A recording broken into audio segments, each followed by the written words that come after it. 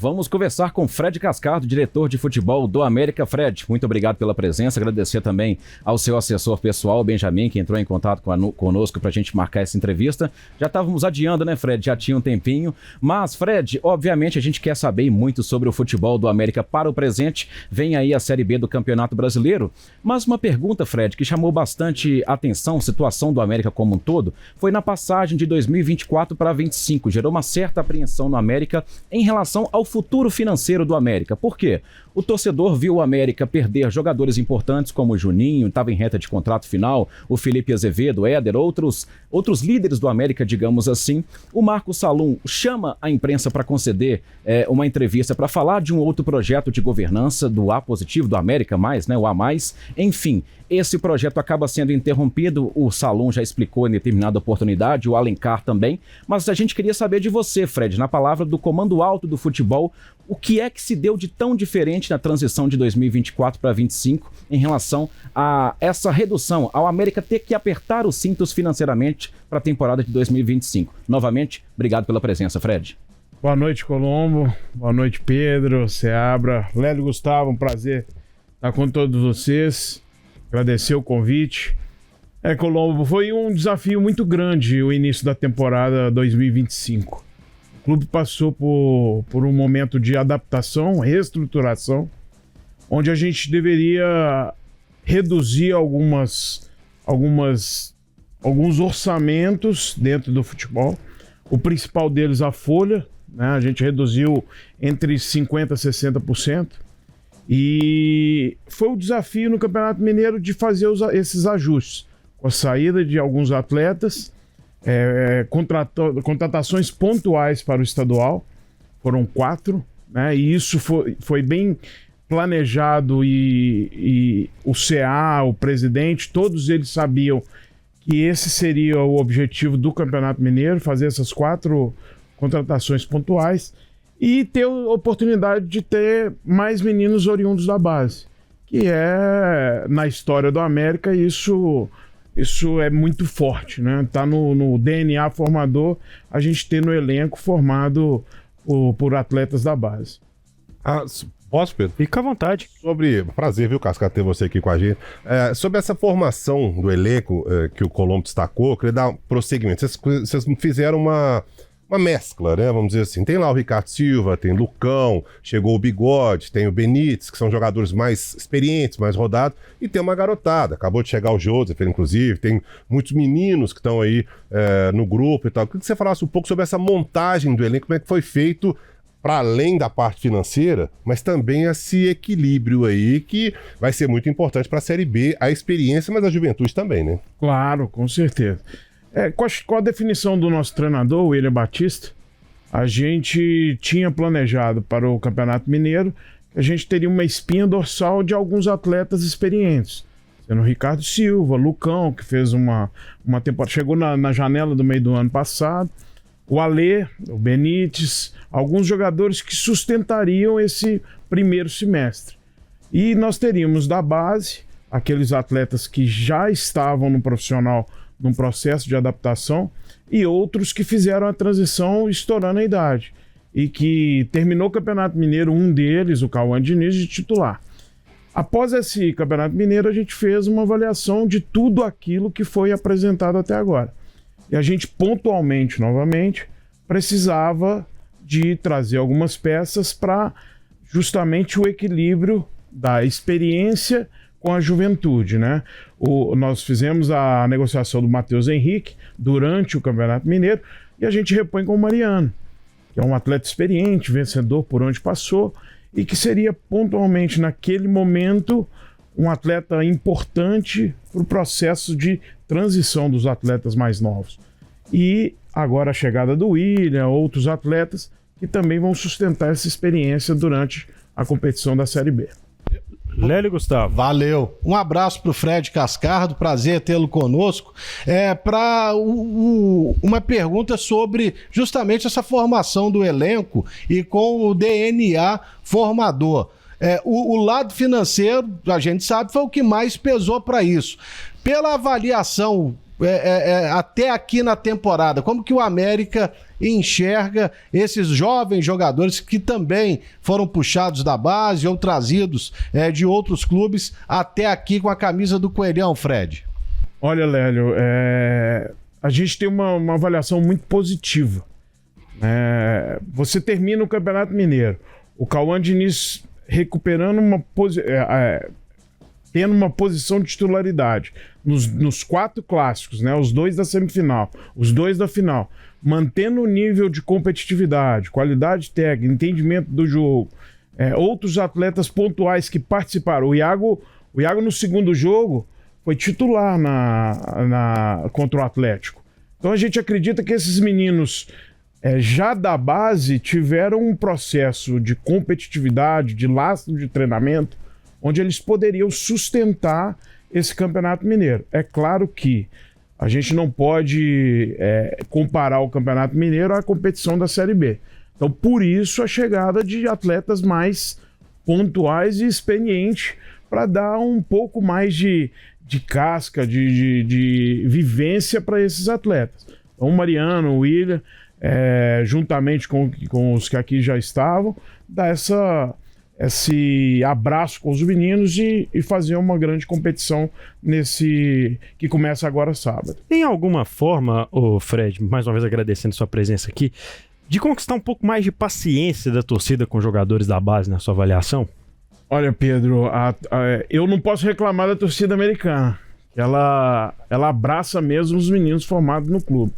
Então, assim, a torcida americana tem no seu carinho, tem na sua vivência na história do clube, ela acredita que o atleta formado na base, ele tem capacidade de estar junto ao elenco profissional. Nós temos que entender que hoje o fator fundamental de ter esses meninos da base transitando para o profissional é que a fonte de receita do América, ela é importantíssima a valorização do nosso ativo. Então a gente precisa todo ano ter atletas formados na base, onde a gente vai dar a vitrine e ter esses atletas numa futura venda. O América, de 3 anos e meio, 4 anos para cá, fez 100 milhões de venda. Então, isso é um valor considerável para um clube da grandeza do América. O Ciro do América, você falou, você tem razão, não pode reclamar, mas podia ir mais no campo, né? Isso aí, mas vai ter o apoio, nós temos o apoio dela na Série B. A gente acredita que eles vão estar do nosso lado aí na competição, mas a gente sabe que na hora do aperto, o torcedor está sempre do nosso lado. E insistir um pouquinho só mais na formação do elenco, Fred, porque chama a atenção como o América voltou a negociar. Não sei se essa é bem a palavra, você pode dizer muito melhor. Mas voltou a negociar com o Atlético Cruzeiro. Tem um goleiro hoje titular, pertence ao Atlético. Tem o Joseph, um garoto promissor, dispensa apresentações do Cruzeiro. Eu queria saber em que estágio está essa negociação com o Atlético Cruzeiro, que agora tem donos, os 2 rivais do América. O torcedor sempre fala, mas não tem que dificultar para o América, porque o América, quando for vender, pede muito. Como é que está a negociação com esses 2 times e, sobretudo, na era Ronaldo? A gente tem informações de que era uma era muito difícil de negociar com o Cruzeiro. Tem toda a questão do Martinez envolvendo, acabou não acontecendo a transação. Queria que você explicasse, Fred, como é que está, em que patamar está a negociação do América hoje, tanto com o Atlético quanto com o Cruzeiro? Qual é a relação? Olha, Colombo, toda negociação ela tem um valor para ela acontecer. E ela tem 3 partes envolvidas: o clube, o atleta e o clube cedente. O clube que vai fazer a contratação, o atleta e o clube que pertence ao atleta. Então, não adianta vir no América e achar que os jogadores aqui vão ser vendidos e negociados de uma forma que o clube lá, só ele vai ter a vantagem no negócio.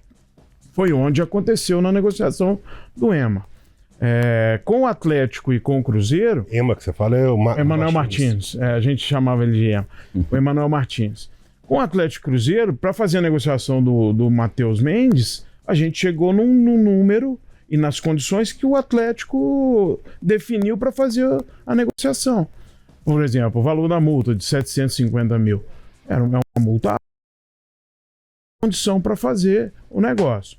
Com o Cruzeiro, a gente trouxe o Joseph, a gente teve uma conversa também de outros atletas, mas que naquele momento não seriam envolvidos em nenhuma negociação. E a relação entre os clubes hoje ela é muito saudável. Eu vivenciei com o Matos, eu já tinha uma relação muito interessante com ele passou no clube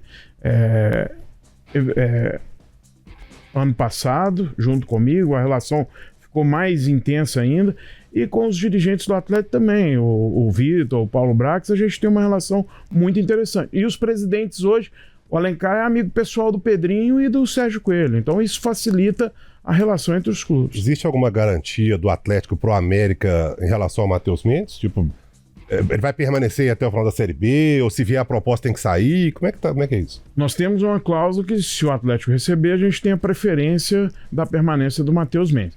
Mas o Matheus Mendes está muito feliz no clube. Surgiu até antes do primeiro jogo, ou depois, logo depois do primeiro jogo, que o Bahia estaria interessado no Matheus. Mas isso não aconteceu. Não houve nenhum contato do Bahia com o Matheus, com o América, com o Atlético. Não houve nada. Foi só especulação. A gente fica feliz, porque a gente contrata o Matheus, é especulação do Bahia. Contrata o Mariano, é especulação do Internacional.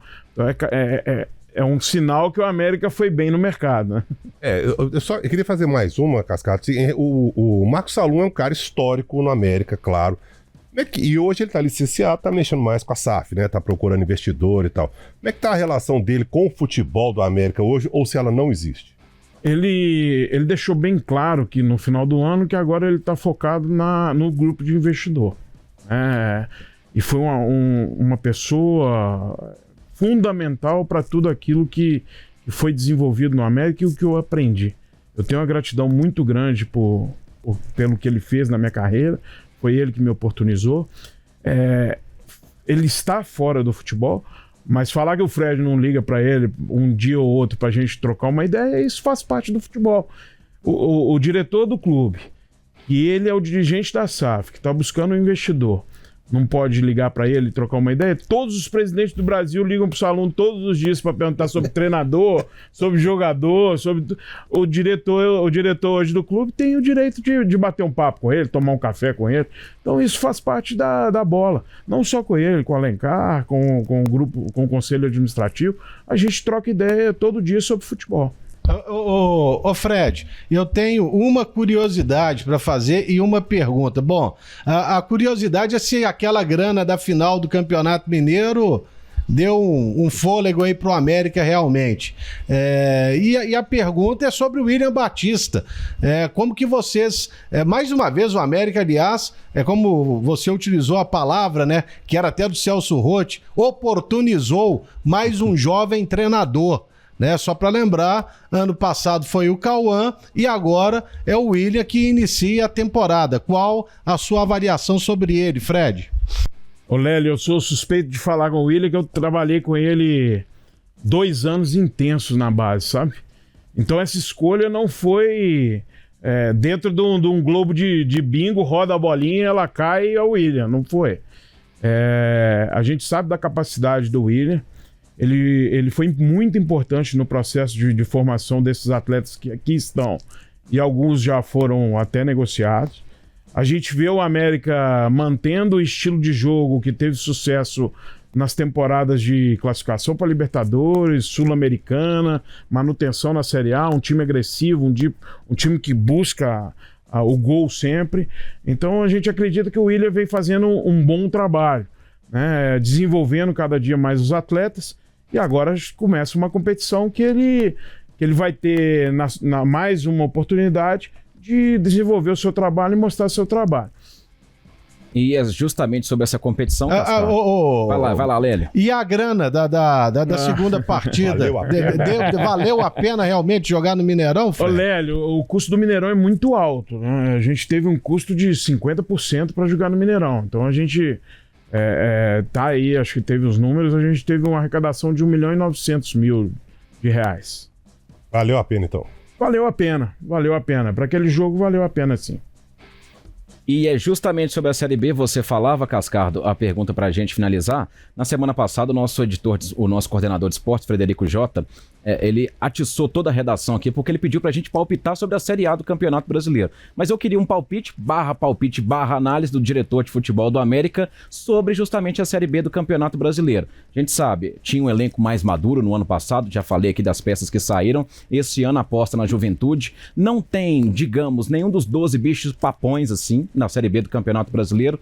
Nesse ano, Cascardo, tá mais difícil ou tá mais fácil conseguir o acesso? Todo ano que passa, a Série B fica mais competitiva. Essa é a nossa avaliação.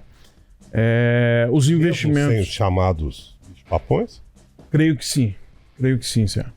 Ela nivela numa competitividade muito linear, sabe? Então a gente acredita São 20 times iguais, né, Fred? Tem muito time igual, com investimento igual. Não tem o Santos ano passado um time com investimento muito maior. Hoje ela está num patamar igualitário a todos. Lógico, o América tem experiência na competição. Se a gente perguntar, todo mundo vai colocar como um dos favoritos, mas a gente vai jogo a jogo, entender que cada jogo é uma final e cada jogo é importante para o objetivo de final, que é o acesso. Hoje a gente estava discutindo sobre o número de vitórias em casa, número de vitórias fora de casa, aquilo que a gente precisa de atingir como meta para alcançar o objetivo no final da temporada. E rapidinho eu prometo, tá, Pedro? E pode responder rápido também, Fred. Bem não. Até dia 11? Tá acabando? Que pressa é essa desse menino? Nós estamos ainda de olho no mercado, Colombo. Estamos de olho, o mercado está difícil. Ele tem só a restrição de quem jogou o estadual, então fica mais difícil ainda de achar um atleta para a composição do elenco, mas a gente está de olho. Sobre Série B, o Colombo perguntou sobre Série B, Cascatos. Essa coisa de não ter o Premier, de não ter a Globo, né, depois de tantos anos, você vê como natural, por não ter um dos bichos papões, vamos dizer assim, né, dos chamados times da Série A e tal, é natural, isso desvaloriza a competição, para vocês deixou um desinteresse, o que você achou disso? E por que você acha que isso aconteceu? Seabra, a gente ficou sabendo hoje, né, que há 2 dias não tinha fechado os direitos de televisão da competição. É difícil de analisar, mas creio que por não ter algum time de destaque, isso pode ter influenciado naquilo que foi o produto, ou naquilo que é o produto. Eu não tenho dúvida.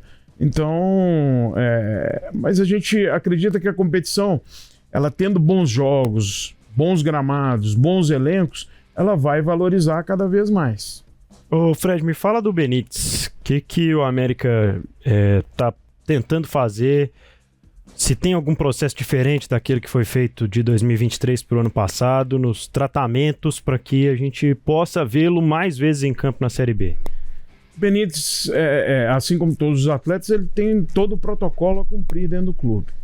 Então, ele teve a lesão ano passado, foi o rompimento do tendão de Aquiles, que é uma lesão até o Otávio do Fluminense, o Seabra chegou a comentar aí no horário do Atlético e tudo. O Otávio teve a mesma lesão, se eu não me engano, teve mais casos aí ano passado ou esse ano. É a mesma lesão do Pato, não? Não é. O nosso foi rompimento de ligamento. Ligamentar. Ligamento cruzado. Joelho. No primeiro treino. Foda. Então, assim, o Benítez participa diariamente dos protocolos que os outros atletas participam. É um atleta que, sim, tem que ter um cuidado especial e que o departamento está de olho para tentar aumentar a minutagem dele durante a temporada. Aqui, com todo respeito aos demais jogadores, mas você, que é um cara que está no futebol, é um toque refinado, né? É diferente. Imagino que você já tenha visto várias cenas assim nos bastidores de um cara que entende de bola diferente da maioria no futebol, né? Sim, o Benítez tem um refino técnico, né? E o que tem chamado a atenção também, o William e o Mariano também são jogadores de um patamar que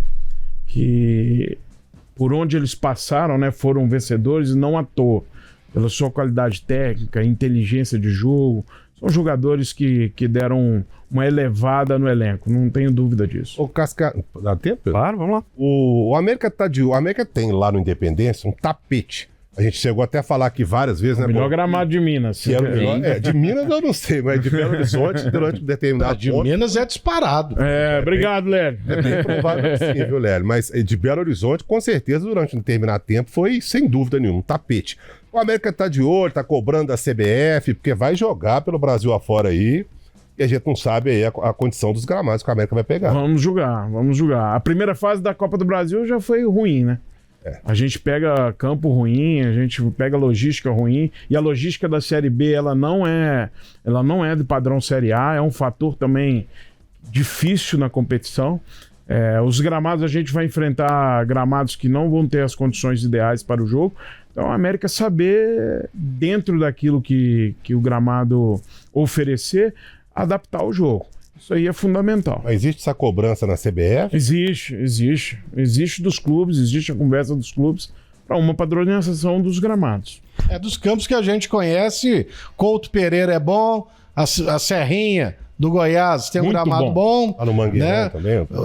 Esse ano tem Belém, né, na parada. Criciúma também muito bom, Criciúma, tirando a chuva, né? Lá, se choveu, aí realmente o campo fica um pouco prejudicado. Atlético, né? Atlético. Do Atlético no jogo contra o Grêmio tava horroroso o gramado. Muito Mas pesado. parece que eles estão reformando lá, né? Eles estão reformando o gramado.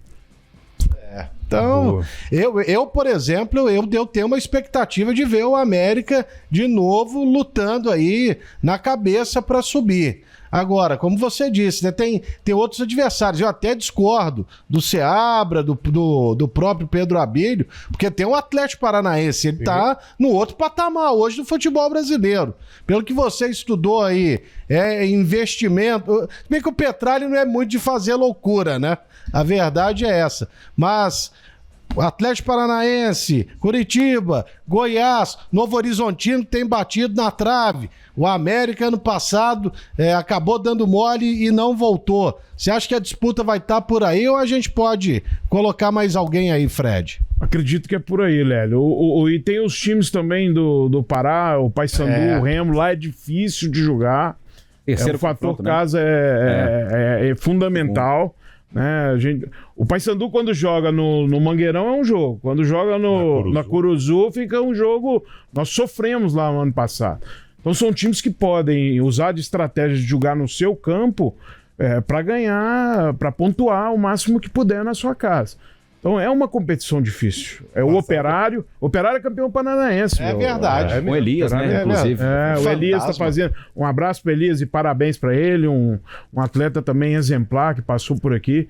Um abraço para Elias, parabéns pela conquista. Defendeu o pênalti, né? O último pênalti. Exato. Muito Grande bom goleiro, Aliás, quando o América foi jogar no passado lá em Belém, nós falamos que o América era favorito aqui e tal. Foi lá na Curuzu. O cara lá cortou a gente aqui, ó. Gostou não? Fez um vídeo, gostou não. Vai jogar na Curuzu lá. Vamos chamar o Fred para opinar agora no pré-jogo. Mas teve um jogador do América que se contundiu nesse jogo. Ale. Hein? Quem? Ale. Ale, pois ele teve pô. concussão. É verdade. Como que é mais Fez difícil? falta no jogo, por isso que não ganhamos lá. Ó. Subir ou ficar? Subir pra Série A ou ficar na Série A? Ficar na Série A é mais difícil. As Hoje é mais concorrentes são mais E complicados. orçamento, Seabra? Hoje, para você montar um elenco interessante para você lutar pela permanência, você vai ter que ter uma folha entre 8 a 10 milhões de reais. No primeiro ano isso é duro, né? É duro. O primeiro ano do acesso e o primeiro ano do descenso são anos muito difíceis. Você tem contratos longos de Série B, pode ter contrato longo de Série B, e no descenso, contrato longo de Série A. E aí, para você adaptar a sua folha, é muito difícil isso. E retrocedendo um pouquinho, que a gente está falando de atleta, as perguntas vão e vêm na memória.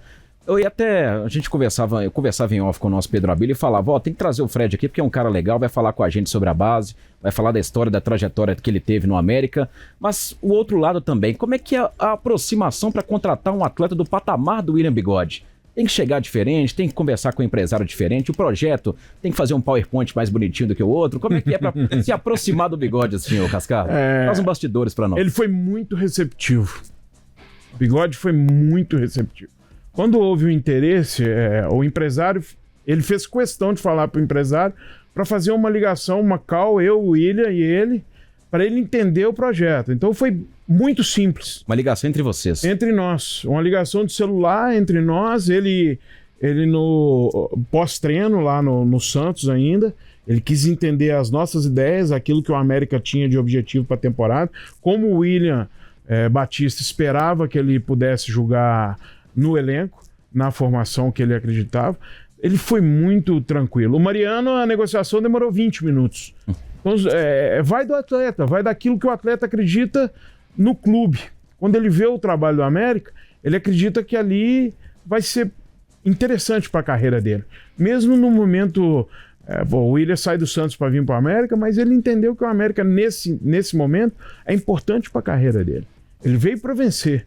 Você vê o dia a dia do William, os treinos dele, cara que parece que está lá atrás, no tetracampeonato brasileiro dele, no tricampeão de Libertadores, e o Mariano a mesma coisa. E outros atletas, todos os atletas, eu vou ficar citando aqui, parece que eu só estou focando nos dois, não. Mas hoje a gente tem um elenco, hoje a gente estava conversando pós-treino lá com os líderes do grupo, e surgiu muito sobre isso, sabe? Os atletas hoje do América, eles estão muito focados naquilo que a gente precisa de apresentar na temporada. É um grupo, apesar de jovem, maduro e sabe o que quer. Muito bom, 6 horas e 28 minutos, a gente recebeu aqui o Fred Cascado, diretor de futebol do América. A gente deseja muito sucesso, esperamos transmitir bons jogos e principalmente um acesso do América em 2025. Fred, volte sempre. Obrigado mais uma vez pelo convite de vocês. É um prazer. O Colombo sempre quer tirar algo de mim, eu estou à disposição, Colombo, pra gente bater assim, papo. Mas eu também tenho meu jeito difícil, eu não sou fácil não, viu, velho? Mas tem que facilitar a zona mista lá no Independência depois dos jogos. Vamos melhorar, dá um toque na gente, vou falar com o Guilherme pra gente melhorar lá a zona mista e falar com os atletas. Isso. Valeu. Valeu, Cascardo.